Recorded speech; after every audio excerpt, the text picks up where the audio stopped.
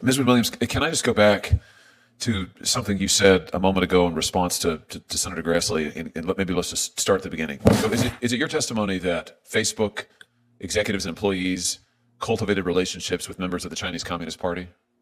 Absolutely, Senator. And this happened over a period of years? This happened over many years.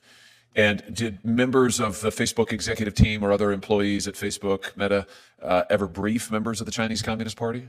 Yes, Senator, regularly. Exchanged information with them? Yes, Senator. What are some of the topics that they covered in these briefings? I mean, it's incredibly broad. So you had meetings at the top executive level, so Mark and Cheryl, and you had meetings, all the way down to, regular engineers who would be providing briefings on cutting edge technology like facial recognition, which is obviously very helpful to the Chinese Communist Party. Facebook Live, as I mentioned, photo tagging, internet infrastructure, so how to build effective data centers. Facebook has a project called the Open Compute Project, which has 5 Chinese companies as a member of it. So it was at every level on every aspect of the many different technology that Facebook has. You testified a moment ago that one of the things that part of their value proposition to China was that they would help them, Facebook that is, would help China outcompete other American businesses. Can you just say more about that? I mean, that seems like an extraordinary thing to me. Here you have an American company going to our chief foreign adversary on whom we currently have tariffs of like 10 billion% and saying, hey, we'd love to help you. We would love to help you beat all of these other American companies. That's extraordinary. I mean, what can you tell us about that? I'd be happy to provide the documentation. I mean, literally the documents in which they were writing this were called our value proposition to be put before the CCP. So was information related to artificial intelligence part of these briefings? I know you said that there were some sort of informal discussions, but did Facebook actually brief members of the CCP on artificial intelligence, to your knowledge? Yes, Senator. And again, was that a once-off, or was this a regular thing? Senator, I think this is a great area of investigation for your committee. So why would, you were at Facebook a long time, why would Facebook want to help China with artificial intelligence? I mean, what's the strategy there, do you think? What do you divine the intent to have been? I think there are lots of, so I think we've talked about the general focus of the company of wanting to help China.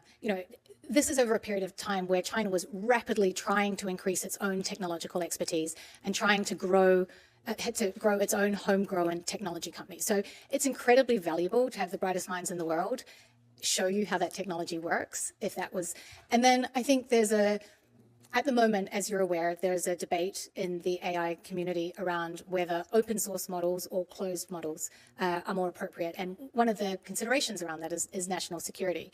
But it's not clear at this moment whether open source models or closed models will ultimately prevail. And there's a lot of money on the line. In some ways, you could say it's helpful if you want open source to prevail to have a strong threat from a Chinese model, so that you can say it's really important that America wins this, and we are the American open source option. And I think you can see the way that strategically plays out.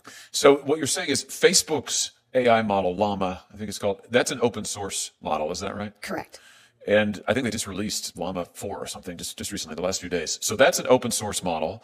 Many of the other American competitors, Sam Altman's company, for example, OpenAI, is a closed sourced model, closed source code.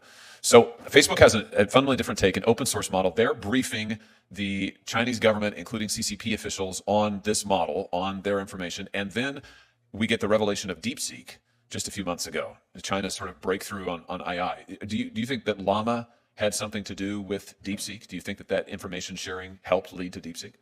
I think it's been widely reported that the DeepSeek model is in part based on Llama.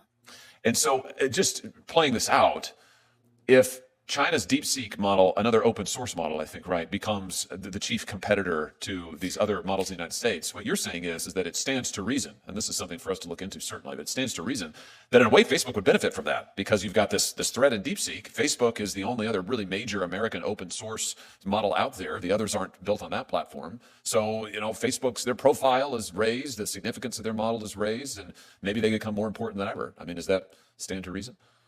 I think it's a winner-takes-all situation, and I think that would set up Meta in a very strong position. And as usual with Mark Zuckerberg and Meta, they intend to win and take all.